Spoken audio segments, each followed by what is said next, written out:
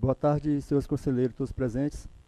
Conforme apresentado pelo presidente, meu nome é Ulisses Costa de Almeida e eu sou o diretor da empresa Vonax Telecomunicações, que há 8 anos possui outorga para exploração do serviço de comunicação multimídia.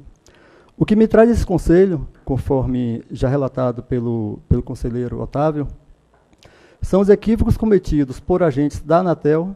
que praticaram atos em desarmonia à legislação vigente, fazendo-se assim necessário uma breve explanação de alguns acontecimentos. Referente à análise 71/2014 GCJV, verificamos equívocos que comprometem o seu conteúdo, tais como a fundamentação ao parecer 273/2013 da Procuradoria-Geral Federal, a qual possui conclusões em desacordo com a legislação vigente, como, por exemplo, a arbitrária afirmação dada no item 19 que cita: apenas os usuários que possuem outorga/autorização de um serviço de telecomunicações é que podem prestar o serviço de valor adicionado. E ainda, nesta linha, é totalmente fictícia e irregular a contratação de parcerias com empresas diversas, com a intenção de burlar a regulamentação. É inquestionável o tamanho da discrepância com o conteúdo da LGT, que no inciso 1º do artigo 61, deixa claro que o SVA não é um serviço de telecomunicações e, por esse motivo, não necessita de outorga ou autorização junto a esta agência. Desse modo, percebe que o senhor procurador Paulo Antônio Pessoa Crasto utilizou-se de uma ilegítima afirmação contrária à LGT para classificar como fictícia e irregular a parceria que possuímos com os nossos parceiros SVA. Por sua vez, este conselho, naquela época, ao invés de repudiar e apresentar os equívocos presentes no parecer, recebe, acata e utiliza tal documento para fundamentar a análise 71/2014 do conselheiro relator Jarbas José Valente. Torna-se agora necessário elucidar não só a definição do SVA, quanto a sua real classificação dentro do serviço de acesso à internet. Se hoje, com a vigência do atual regulamento do SM, aquela atividade é exclusiva do serviço de comunicação multimídia ou pode ainda ser classificada tanto como SCM quanto SVA? E quais são os meios para identificar a responsabilidade pela prestação do SM em uma parceria entre prestadores distintos de tais serviços? Pois bem, pelo fato de ter sido estagiário do escritório regional da Anatel na Bahia e por minha formação acadêmica em engenharia elétrica, sempre busquei conhecer todas as determinações da legislação para cumpri-las de forma sistemática. No ano de 2008, quando obtivemos nossa outorga SM, estavam vigentes a norma 45/95 do Ministério das Comunicações e o regulamento do SM, aprovado pela resolução 272/2001, onde o primeiro determinava que o serviço de acesso à internet era exclusivamente um serviço de valor adicionado, e o segundo classificava o serviço de comunicação multimídia como relacionado a atividades de emissão, transmissão e recepção de sinais, ou seja, os meios físicos como cabo ópticos, sistemas via rádios, dentre outros. Em 2009, obtivemos acesso ao ofício 10/2009, emitido pela Gerência de Regulamentação da Anatel, aqui de Brasília, onde, através dele, essa agência confirmou que o serviço de acesso à internet era uma atividade do SVA, e ainda esclarece que o provedor de acesso à internet, ou seja, o prestador do SVA, pode diretamente contratar o link de backbone, e para que exista uma parceria, né, do SVA com a SM, para que essa parceria esteja regular, era necessário que existissem contratos distintos junto aos usuários finais, referentes a cada serviço. Diante dessas orientações dadas pela própria Anatel e todo o conteúdo da legislação vigente, realizamos parcerias comerciais com os denominados PSCI, Provedores de Serviço de Conexão à Internet, de maneira clara e transparente, ao ponto de mapearmos em nosso sítio na internet, www.vonax.com.br, a relação de todas as parcerias e contratos existentes com os usuários, mesmo sem que houvesse naquela época uma obrigação legal para essa publicidade. Nessas parcerias, o prestador do SVA é o responsável pelo serviço de acesso à internet, e o prestador do SCM é o responsável pelo serviço de telecomunicações, não se confundindo responsabilidade com propriedade de equipamentos, desenvolvimento de atividades, conforme deixa claro, bastante claro, os artigos 43 e 48 do regulamento do ECM vigentes naquela época, ou cobranças ou existência de cobranças junto aos usuários.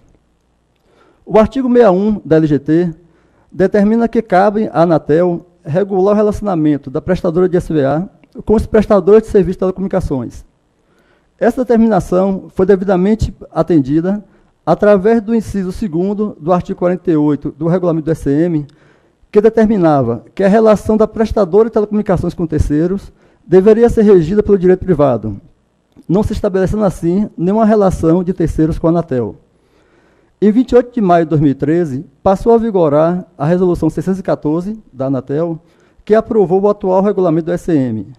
Dentre suas modificações, tivemos a inclusão do serviço de acesso à internet no rol de atividades de telecomunicações. Após esse fato, realizamos diversos questionamentos diretamente a essa agência para saber se o serviço de acesso à internet permaneceria classificado também como SVA e como poderia ser organizada a parceria destes com provedores prestadores da ECM. Atendendo a nossa solicitação, esta agência nos encaminhou diversos ofícios, e nesta oportunidade destacarei dois. O primeiro deles é o ofício 187/2013, emitido pela Gerência de Regulamentação, assinado pelo senhor Nilo Pasquale, que afirma o seguinte: primeiro, que a proibição da classificação do serviço de acesso à internet como SVA não é referente ao SCM, e sim ao SCMA, Serviço de Comunicação de Massa por Assinatura, que foi substituído pelo SEAC. Segundo, que o serviço de acesso à internet poderá ser explorado na forma de SVA por meio de provedores de serviço de conexão à internet, os PSCI. Em um segundo ofício, agora de número 72/2014, emitido também pela Gerência de Regulamentação, são dadas as seguintes afirmações. Primeiro, a classificação do serviço de acesso à internet quanto SVA resta preservado. Segundo, para que o usuário possa usufruir de um serviço de valor adicionado, ele necessita ter firmado contrato com a prestadora de telecomunicações devidamente autorizada. E terceiro, reiterou as informações que eu já passei a respeito do ofício 187/2013. Diante dos conteúdos dos referenciados ofícios e do novo regulamento do ECM, verificamos que não se revogou a classificação do serviço de acesso à internet como SVA e os provedores de acesso à internet poderiam continuar prestando a prestação daquele serviço na condição de que os usuários ainda continuassem possuindo vínculos contratuais com prestadores do SCM, que seriam responsáveis por esse serviço de telecomunicações. As relações entre prestadores do SCM e terceiros, dentre eles o SVA, permaneciam regidas pelo direito privado, motivo pelos quais não realizamos quaisquer alterações na relação de nossa empresa e nosso parceiro SVA. Em 8 de julho de 2014, este Conselho, através do despacho ordinatório 124/2014, solicitou que a Superintendência de Controle de Obrigações averiguasse as nossas parcerias com os prestadores de SVA que estavam devidamente identificados em nosso endereço eletrônico na internet. É importante ressaltar aqui que, mesmo sem nenhuma obrigatoriedade legal, mantivemos o devido mapeamento dos parceiros em nosso domínio, na internet, com o claro objetivo de facilitar o processo fiscalizatório. No período de 21 de agosto a 5 de setembro de 2014, esta agência realizou uma ampla análise de nossas parcerias, elaborando a versão 1 do relatório de fiscalização 403/2014/GR08, que apresentou a seguinte conclusão: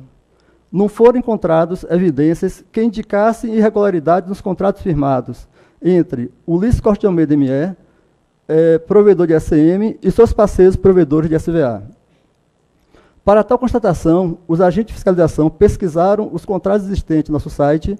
conforme disposto no item 5.1 do referencial do relatório. Ressalta-se que, mesmo com a elaboração de uma segunda versão, esta versão 1 do relatório de fiscalização continua vigente. Todavia, no período de 30 de outubro a 21 de novembro de 2014, ou seja, posterior à conclusão do relatório que citei agora, agentes de fiscalização, de forma equivocada, realizaram a interrupção de serviços e lacração e apreensão de equipamentos pertencentes a 6 estações licenciadas sob nossa responsabilidade nos estados de Goiás e Espírito Santo e estações onde possuímos contratos, né, e obrigações legais junto aos usuários. sob a acusação de que estávamos terceirizando nossa outorga SM, devido ao fato de não sermos responsáveis pela prestação do serviço de acesso à internet, atividade realizada pelo parceiro SVA. Infelizmente, não nos foi dado o direito líquido e certo, previsto no artigo 27 do Regulamento de Fiscalização, de indicar um representante para acompanhar as referidas fiscalizações. Os agentes fiscalizadores atribuíram nossa participação, obstruíram nossa participação e direcionaram suas solicitações a terceiros que não possuem nenhuma representatividade legal junto à nossa empresa. Essas fiscalizações, eu acompanhei todas elas, tá? Elas, hora nenhuma, os agentes de fiscalização entraram em contato com a Vanax, tá? Então, nossa empresa é a empresa fiscalizada, nossa empresa que constava no auto de infração, nossa empresa é a que consta no relatório de fiscalização, e a nossa empresa não pôde estar presente durante o processo de fiscalização. Qual era o ocorrido? Né? Os agentes de fiscalização chegavam nas estações, a gente era informado pelo parceiro SVA, eu, pessoalmente, né, pedia para falar com os agentes, né, alguns se negaram a falar comigo, disseram que não tinha nada para tratar com a Vanax, outros falaram comigo, me perguntaram quem era o responsável pela exploração do serviço de acesso à internet, e eu informar que era parceiro SVA, ele disse que não tinha mais nada para tratar. Então, foram fiscalizações que deixaram a nossa empresa e a mim em complexo estado de perplexidade. Tá? E eu simplesmente vim a esse conselho, Instância Marta da Anatel, suplicar para os conselheiros, o conselheiro Otávio e todos os conselheiros, que não seja garantido os direitos que nós possuímos enquanto prestadora e enquanto otorgada do serviço de comunicação multimídia. Não existe nos autos a indicação precisa de qual artigo da legislação vigente que contém alguma obrigação do SM que deixamos de cumprir e que dessa forma se justifica a acusação de terceirização de outorga. O que se verifica é que tais agentes não realizaram análise das obrigações do SM e que estão amplamente numerados no regulamento do serviço e pelo Regulamento Geral do Consumidor, tais como atendimento e gravação de chamadas telefônicas, protocolo de atendimento ao usuário, elaboração de relatórios de radiação, envio de contratos ao assinante, criação da central do assinante na homepage da prestadora, fiscalização sobre registros contábeis, dentre outros. O que se verifica, e ainda mais grave, é o fato dos agentes realizarem tais conclusões contra a nossa empresa, que são provenientes de fatos de natureza contratual, uma vez que se basearam na análise de contratos que possuímos com os parceiros do SVA, e tal análise é da competência da Superintendência de Controle de Obrigações. O regimento interno da Anatel, através do artigo 94, restringe aos escritórios regionais a competência de fiscalizações de natureza técnica e econômica tributária, onde em nenhum momento foi questionado qualquer um desses itens. Essa questão já foi devidamente analisada e assim entendida por essa agência, através dos informes 50/2014 e 204/2014, documentos que anexamos ao presente pedido de anulação, que determinaram arquivamentos de PADOS que se encontravam em situações análogas ao caso em apreço. Ainda mais, o próprio despacho ordinatório 124/2014, que originou a demanda das fiscalizações, deixa clara a competência da SGO para realizar tal parecer.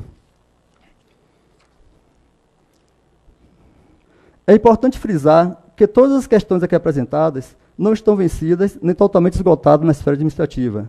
Solicito assim aos senhores conselheiros que, em atendimento ao artigo 108 do Regimento Interno da Anatel, defiram o nosso pedido de anulação de todos os atos em que enumeramos os vícios existentes e assim nos garantam o direito da devida fiscalização e devido processo legal. Sem mais, eu agradeço e eu aguardo o deferimento.